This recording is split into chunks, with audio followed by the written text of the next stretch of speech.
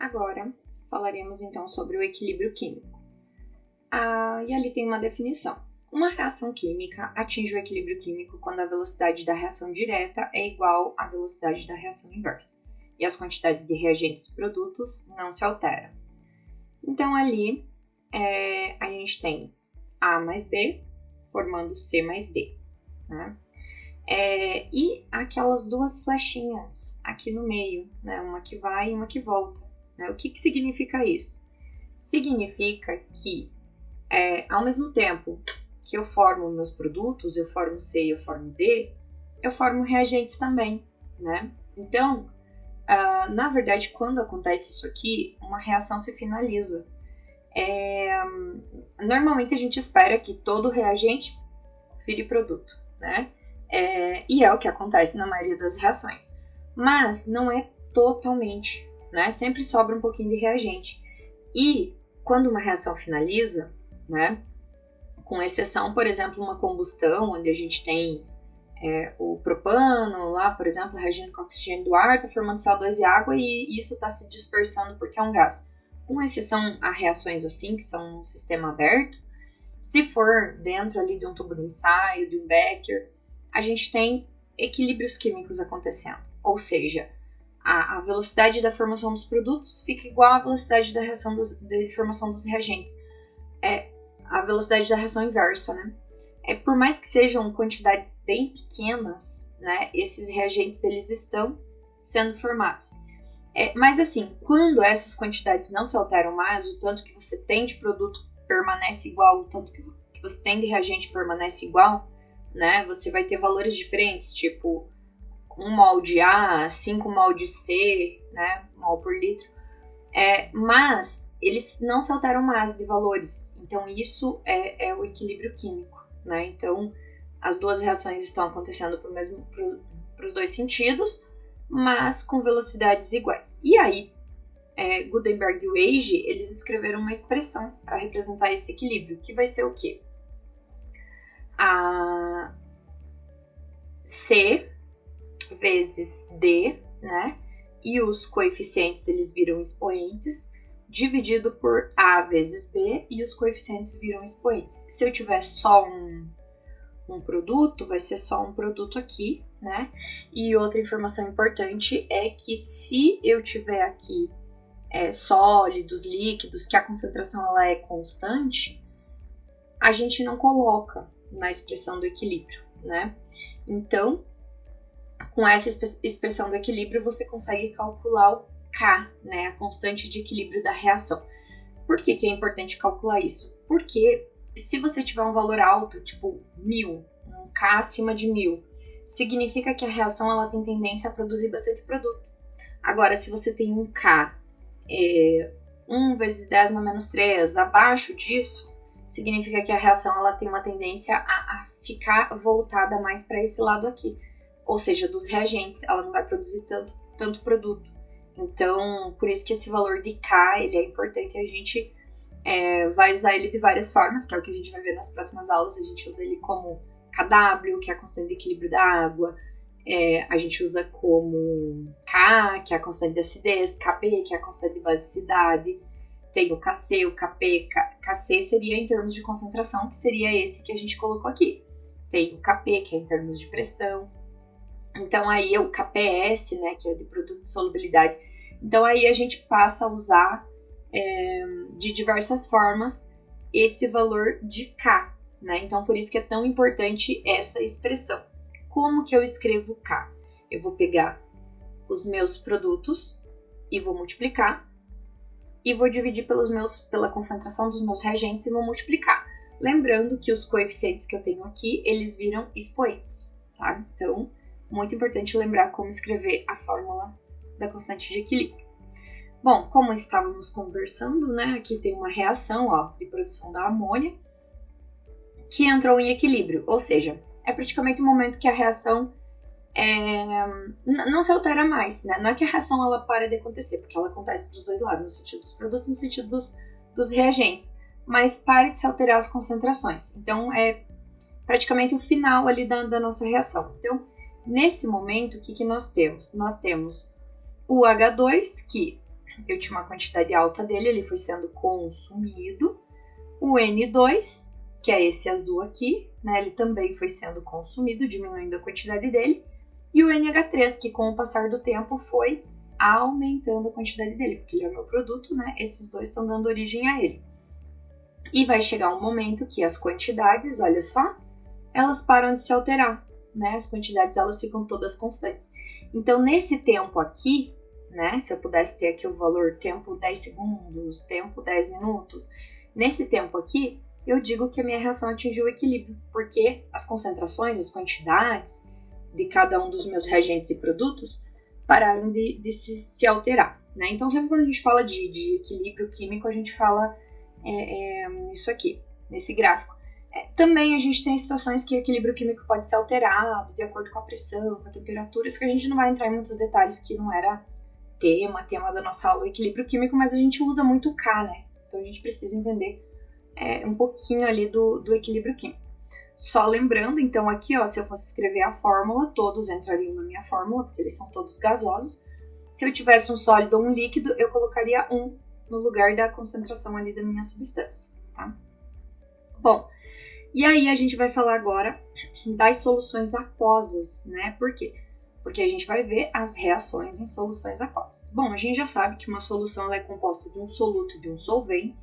Por exemplo, eu tenho sal na água, né? O sal é meu soluto, a água é meu solvente, né? Bom, como que é a molécula de água? Ela tem um lado negativo e um lado positivo, né? Porque ela tem par de elétrons aqui sobrando, né? Se a gente fosse fazer a representação dela.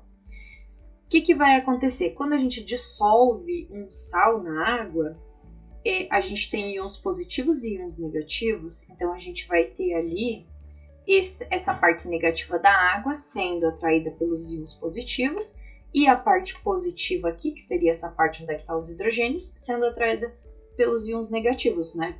Pelo ânion ali do sal, por exemplo, né? Então aqui coloca por exemplo, o cloreto de cobre, né? Então a gente tem ali os cátions e os ânions estão formando um retículo cristalino e quando a gente coloca isso em água, as moléculas de água começam a ficar em volta desses íons. E isso é um processo de dissolução, né? Tá dissolvendo ali esse sal. Bom, e aí, toda vez que a gente for pensar em solução aquosa, que a gente vai escrever uma reação e vai pôr entre parênteses e vai escrever aqui, solução aquosa, a gente tem que lembrar disso, que são íons envolvidos por moléculas de água. Aqui tem o Cu e ele está envolvido por água.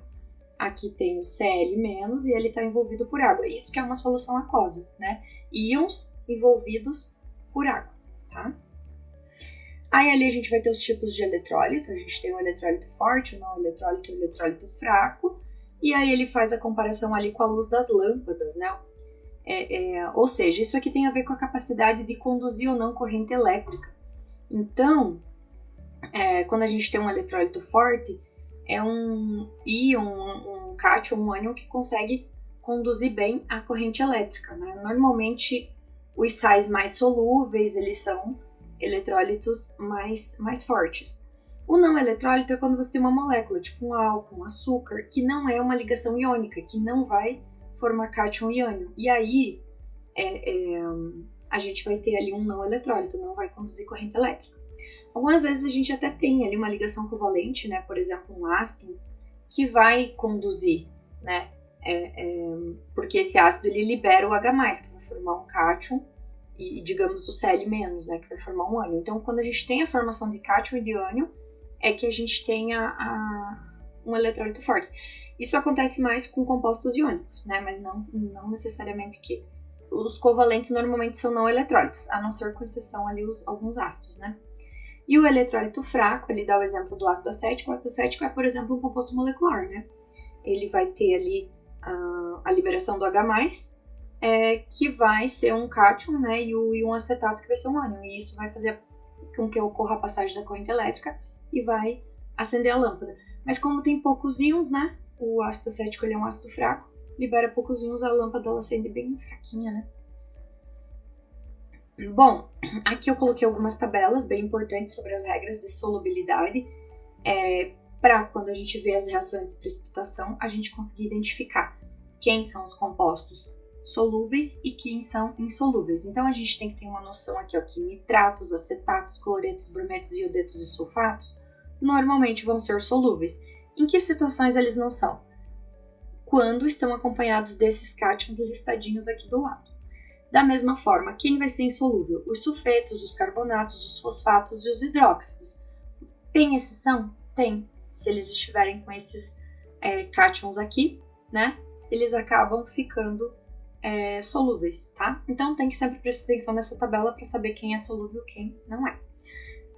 Essa tabelinha aqui é a mesma coisa dessa outra aqui, só que essa aqui é do livro Brau e essa aqui é do Coates, né? Eu acabei não colocando. Bom, então ali é a mesma coisa, né? Ele fala quem é solúvel e quem é a exceção. Eu até coloquei essa tabela aqui, assim como lá no texto, porque ele traz um pouquinho mais de ânions, né? Aqui traz o ClO3-, o ClO4-, né? Que lá na outra tabela não tinha, né? Então, por isso que eu coloquei essa. E olha que bonitinho, aqui tem as imagens dos precipitados, né? Ó, o cloreto de prata, o hidróxido de prata e ali o nitrato de prata, né? Ó, não tem nada precipitado porque ele acaba sendo solúvel. Aqui o sulfeto de chumbo, né? Vai mostrando aí as imagens de alguns precipitados e algumas soluções que não formam precipitados, né? Então, por exemplo, o sulfeto. O sulfeto não forma precipitado. Ele vai ser insolúvel, ele vai formar precipitado, mas ele não formou aqui. Por quê? Porque tá com amônio, né? É uma exceção, daí quando tá com amônio não forma. Então, ele fica assim, sem formar precipitado, né? Então, é bem interessante essa tabela também, tá? Bom, e aí a gente já falou, então, das soluções aquosas, agora a gente vai falar dos tipos de reações que temos nessas soluções. Então, a gente tem a reação de precipitação, que são essas que a gente acabou de falar, que vão formar um composto insolúvel, né? As reações ácido-base, né? Que você vai ter a formação de um sal e água. As reações com formação de gás, né? Você vai ter lá a formação de CO2, por exemplo. E as reações de oxirredução, que são reações que acontecem com transferência de elétrons. Até na de oxirredução a gente vai parar um pouquinho mais, discutir algumas coisinhas a mais, né? Bom, então tem ali as reações de precipitação. Você pega dois compostos solúveis, né? Você tem lá duas soluções incolor, sem nada precipitado, e mistura elas, né? No momento que você mistura elas, começa a acontecer a formação de uma turvação, né? De um sólido no fundo. Por quê? Porque houve a formação de um precipitado, né? Então, ali, ó, esses cátions, esses ânions se unem e não são mais solúveis, eles acabam precipitando. Então, isso é uma reação de precipitação. Bom, como que ocorre essa reação de precipitação? A gente tem 2 que forma 2. Normalmente essa reação a gente chama de reação de dupla troca, né? Então você tem o positivo negativo, o positivo negativo. O positivo daqui fica com o negativo de lá, então fica C mais B, né? E o positivo daqui fica com o negativo daqui, A mais D. E aqui a gente tem um exemplo, ó, o nitrato de chumbo com o iodeto de potássio. Então, esse é positivo, esse é negativo, fica KNO3, né, juntou aqui, e fica o PB com o I, PBI2, né, e formou ali o precipitado. Então, como que eu sei quem desses dois vai ser o sólido? Depois a gente vai fazer um exercício assim. Então, eu tenho que olhar aqui, ó, no meu ânion, né, para mim lá na minha tabela, ó, aqui eu tenho o NO3 e aqui eu tenho o iodeto. Então, eu vou lá na minha tabela e olho. O NO3, vamos olhar nessa aqui, ó. O NO3, ele é solúvel, não tem nenhuma exceção. E o iodeto? O iodeto também é solúvel. Tem exceção? Tem. Se ele estiver junto com a prata, com Hg ou com Pb. Ele está junto com Pb, então por isso que ele precipitou, porque ele tem exceção, né? E aí lá, então a gente teve a formação desse composto sólido, que é esse sólido amarelo que a gente visualiza ali, né? Bom, então a gente pode escrever 3 tipos de equações, né? A equação iônica, a equação molecular, que você lista ali todas as espécies, né? O HCl está reagindo com NaOH, formando água e formando NaCl. Isso aqui é uma reação ácido-base, tá? Nesse exemplo. E aí, a gente tem a equação iônica completa, quando você coloca todos os íons que estão presentes. Então, nós vamos separar todo mundo aqui, ó, o H+, do Cl-. Por que separar? Porque eles são aquosos. Quem está aquoso, na verdade, está separado. A forma mais correta realmente é representar assim, com essa equação iônica completa, né? E o NaOH? Separa o Na do OH. E a água não separa, porque ela é o produto formado, né? Então, ela continua ali sem separar. O Na e o Cl ficam separados. E a equação simplificada, você coloca só quem realmente reagiu. Por quê? Porque o Cl-, ele continua como Cl- aqui, então ele é um íon espectador, a gente pode cortar ele. O Na+ continua como Na+, né? Tá aquoso, tá dissolvido na água, não aconteceu nada com ele. Agora, com quem que aconteceu? O H+ com o H-, que viraram água. Então, são os únicos que realmente reagiram. Então, essa é a nossa equação iônica simplificada que a gente escreve, tá? Bom, aí a gente vai fazer uma atividade, né, falando um pouquinho mais sobre isso. Aqui tem mais uma imagem, né, mostrando alguns precipitados ali, o cromato de chumbo, o sulfeto de chumbo, hidróxido de ferro, né, que seria a ferrugem, né, fica bem com aquela corzinha de ferrugem, e o cromato de prata. Bom, então tem aqui a nossa atividade, ó. Determine qual é o precipitado que se forma quando você mistura a solução de cloreto de bário com sulfato de potássio. E daí tem que escrever a equação química e balancear, né? E a letra B também, só que é com o sulfeto de ferro e o hidróxido de lítio. Então, a gente vai fazer essas atividades aqui. Vamos abrir aqui o nosso quadro.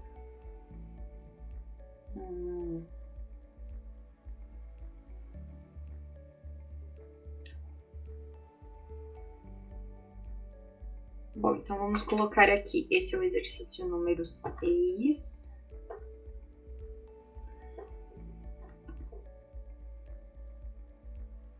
A gente vai colocar ali que é a letra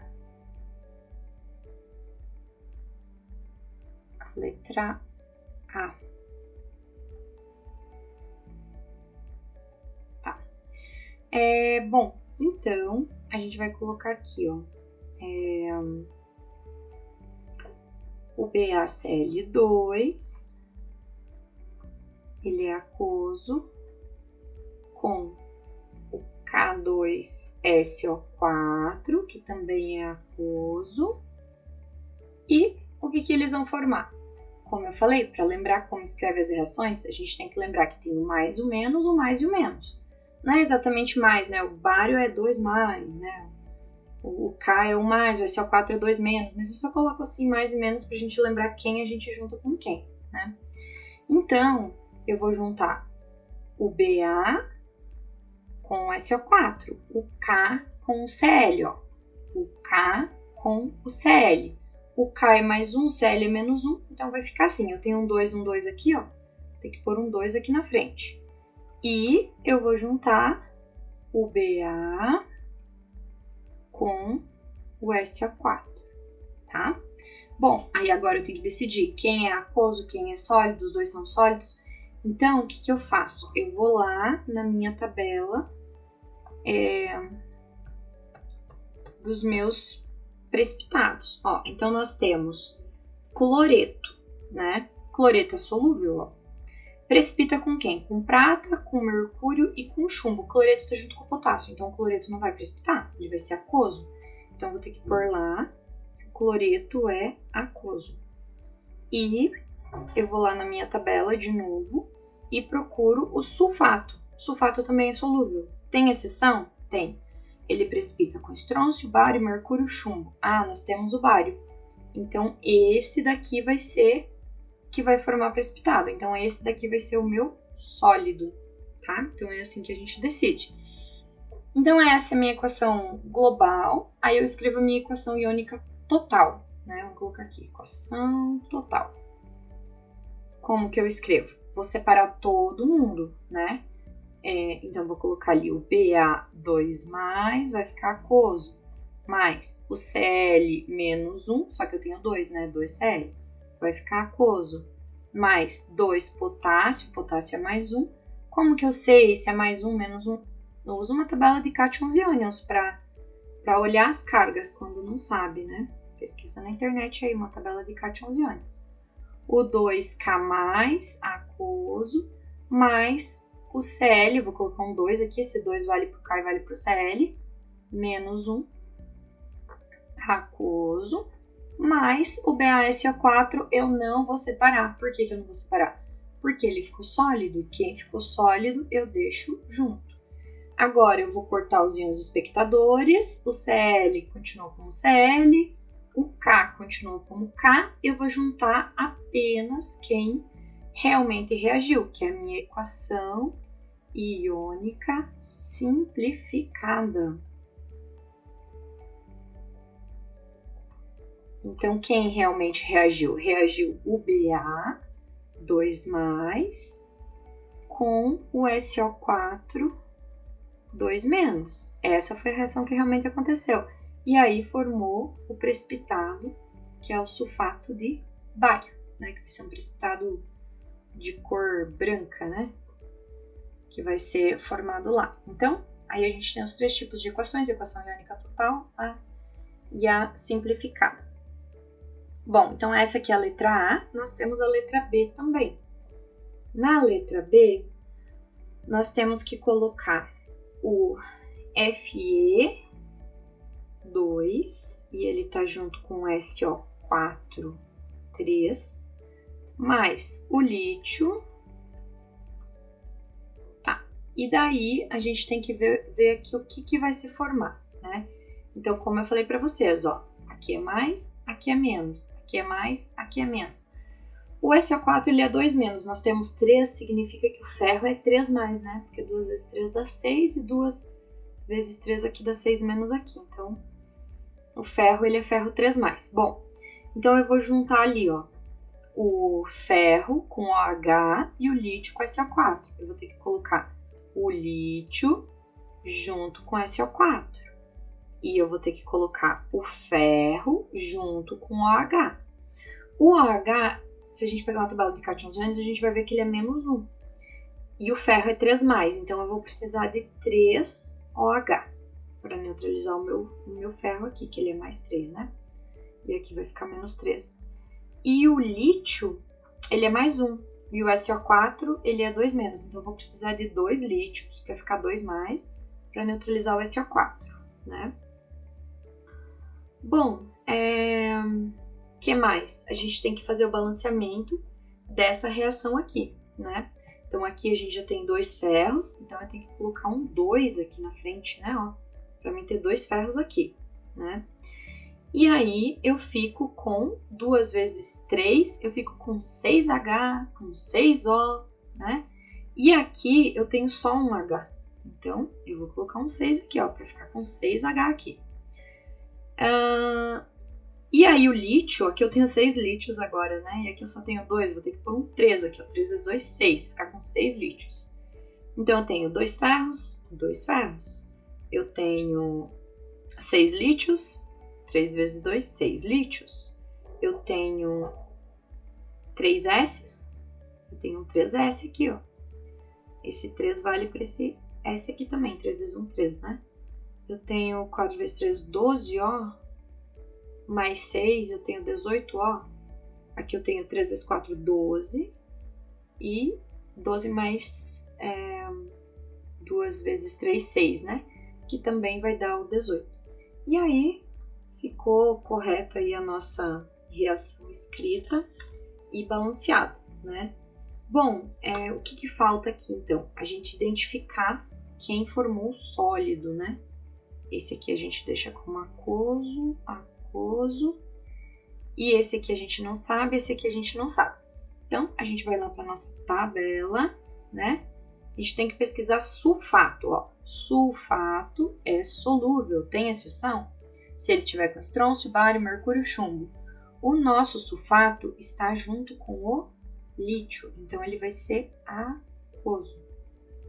E o hidróxido de ferro? Vamos voltar lá na nossa tabela.